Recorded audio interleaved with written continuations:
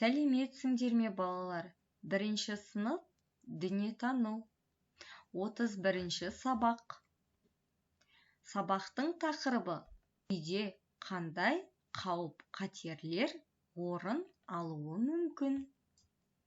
Осы тақырыпта бүгін сендермен сөз қозғайтын боламыз. Балалар, суреттерге қара. Мәтінді оқып, сұрақтарға жауап бер. Үйде өте қауіпті заттар болады. Олар тұрмыстық заттар, ыдыс-аяқ, жиһаз және басқалар. Тұрмыстық заттар адам қажетін өтеп, еңбегін жеңілдетеді. Алайда зияны тимес үшін әрі қауіпсіздік үшін оларды дұрыс қолдана білу керек. Әрине, осымен келісетін шығарсыңдар, балалар? Осыларды өте мұқият естеріңде сақтаңдар. Енді балалар, суреттегі заттардың адамға қандай пайдасы бар? Қане, суреттерге назар аударайық. Балалар, бұл жерде теледидар. Әрбіріміздің үйімізде теледидар бар. Оның адамға қандай пайдасы бар? Әрине, ол жерден біз жаңалықтарды, кино, мультфильм деген сияқты пайдалы телешоуларды көруге болады. Оның пайдасы зор. Біз барлық әлемдегі жаңалықтарды осы теледидар арқылы біліп отыра аламыз. Ал келесі, бұл жерде тоқыма мен жіп. Бұл тоқыма мен жіп бізге қандай пайдасы бар? Әрине, өзімізге қажетті жылы киімдер, носки, шұлық деген сияқты қажетті заттарымызды тоқып, киіп алуымызға болады. Қайшының да пайдасы көп. Өзімізге керекті заттарды қырқамыз, қағаз, мата деген сияқты заттарды қырқуға арналған құрал. Ол да қажет бұл өмірде. Мына жерде көріп тұрғандардан газ плиткасы және үстінде шәугімдер. Газ плиткасы, шәугімдер бізге аса қажетті. Өзіміздің тамақтарымызды, асымызды даярлауға өте таптырмас құрал. Келесі, бұл жерде үтік, киім үтігі, балалар. Бұл жерде заттарымызды үтіктеуге үшін қажет. Шаң сорғыш, әрине үйімізді шаңын тазарту үшін қажет. Енді оның ішінде қайсылары қауіпті болуы мүмкін? Балалар, осы заттардың барлығының ішінен жеке-жеке назар аударайық. Қайсы бізге қауіпті? Балалар, қайшы? Қалай ойлайсыңдар? Жаңа біз сендерге пайдасын айттым. Енді ол бізге пайдалы бола тұра, ол қалай қауіпті болады бізге? Байқаңдаршы, айтыңдаршы. Балалар, қағазды қиюға, матаны қиюға, көп затты қию үшін қайшы қолданамыз. Бірақ оны дұрыс қолданбасақ, қолымызды қырқып, кесіп алуымыз мүмкін. Қайшыны қолданғанда қауіпсіздік ережесін сақтау керек.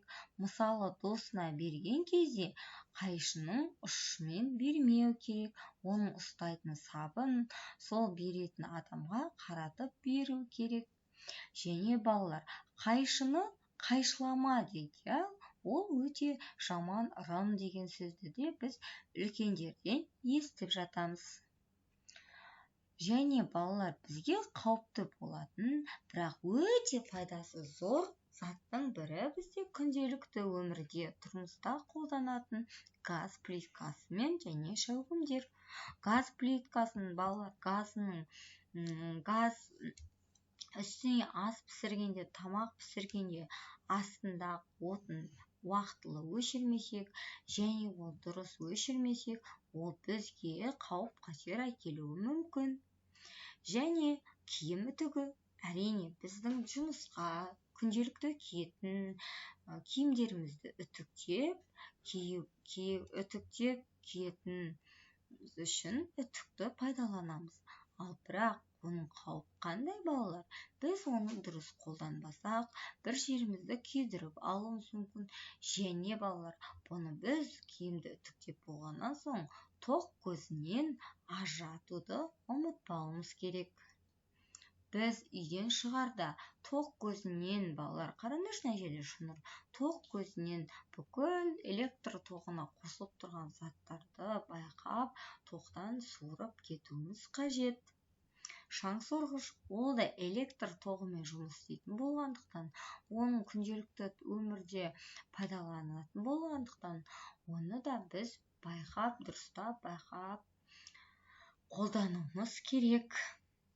Әрі қарай, мынау мен айтпаған теледидардың қандай зияны бар, және мына жерде балалар қасық, шанышқы, пышақ деген заттардың қандай пайдасы мен зияны бар, соларды ары қарай әңгімелеп, өз ойыңмен бөліс. Үйдегі заттардың қаншалықты қауіпті екенін білу үшін оларды қолданудың ережесін жасайық. Суреттен үшкір және өткір заттарды тауып ата. Оларды дұрыс қолдана білудің ережесін ойлап тап. Үйдегі дәрмекке арналған қобдишада дәрі көп. Үйді тазалайтын түрлі тұрмыстық құралдар мен жәндіктерді улауға арналған дәрілерді қайда сақтаған жөн? Осы сұраққа жауап беріп көріңдерші.